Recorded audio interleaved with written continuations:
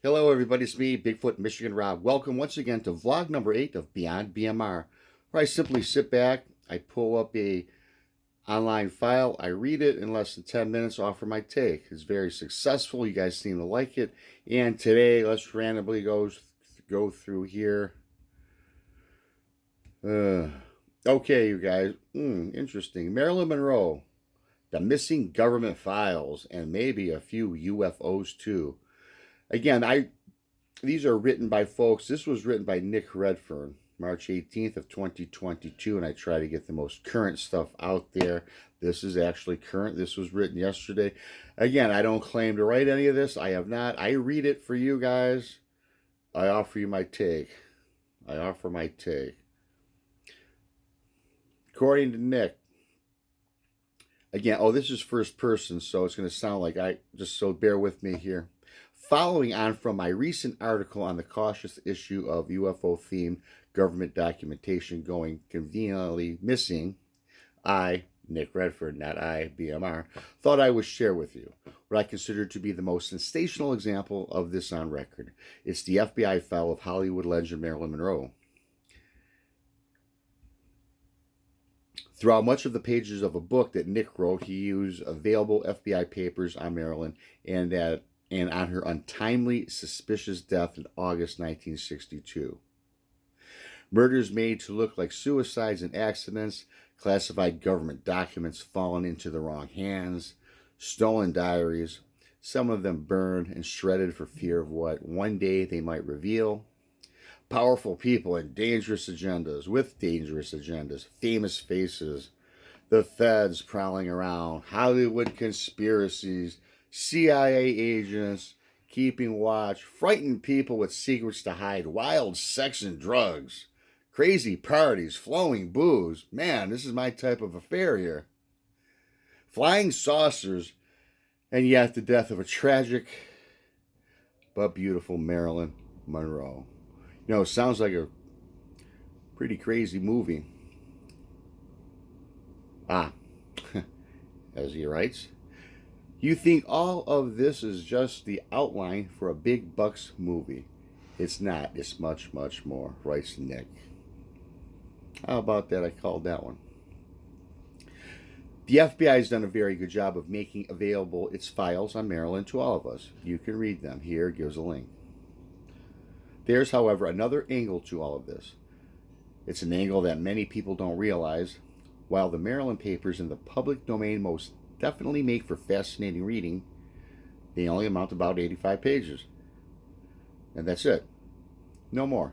Consider this. For someone who had affairs with the Kennedy brothers, who had a secret diary filled with government secrets, who had an interest in communism, we would think that the file on Marilyn Monroe would be more than just 85 pages in length.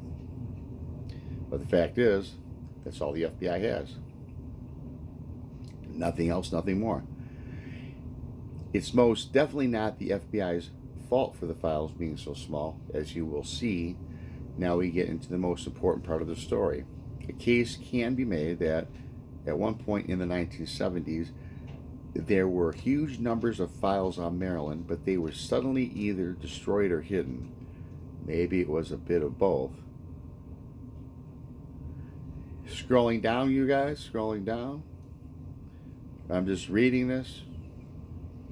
When FBI Director J. Edgar Hoover died on May 2nd, 1972, there was a wild scrambling to try to get a hold of Hoover's own secret files. They were very different from the everyday files held at FBI HQ. Around 48 hours after Hoover's death, his ever-loyal secretary Helen Gandy took control of roughly 20,000 pages of documentation that Hoover had carefully kept out of the hands of all the employees, except for Hoover's most trusted employees. Sorry, you guys, that's how it's written. It's not me fumbling about. I apologize. More than 150 case files completely vanished or were burned to a crisp. To give you an idea of the incredible amount of highly sensitive material that existed, it filled more than 30 large file drawers.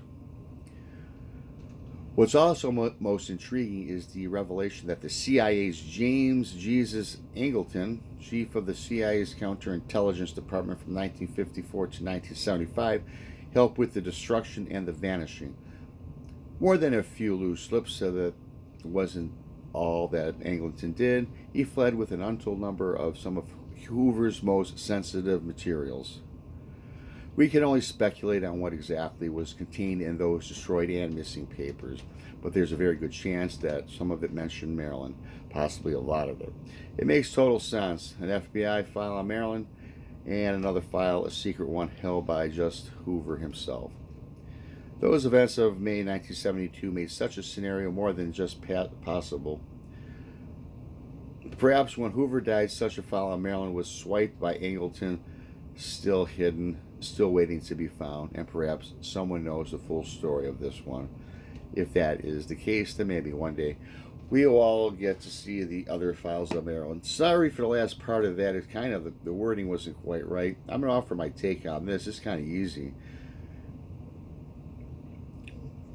Everything is hidden, right? We'll never know anything, Yeah, I agree, 85 pages on this, not even talking about Marilyn Monroe, you guys.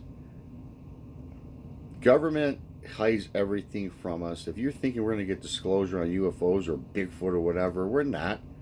There's a reason why this stuff is kept off the shelves, right? I mean, there are, within the government, within these big firms, there are people that are hired to keep everything a secret, keep it contained, keep it from me, keep it from you. So I don't know. I definitely agree that every president, they've got files that they are kept away, kept hidden, and certainly so did Marilyn Monroe because, alleged affairs with our presidents or whatever. And it's funny in this, they make not one mention of a UFO. That's really what I was looking for. But hey, till next time, Beyond BMR is out. Have a great weekend. Thank you.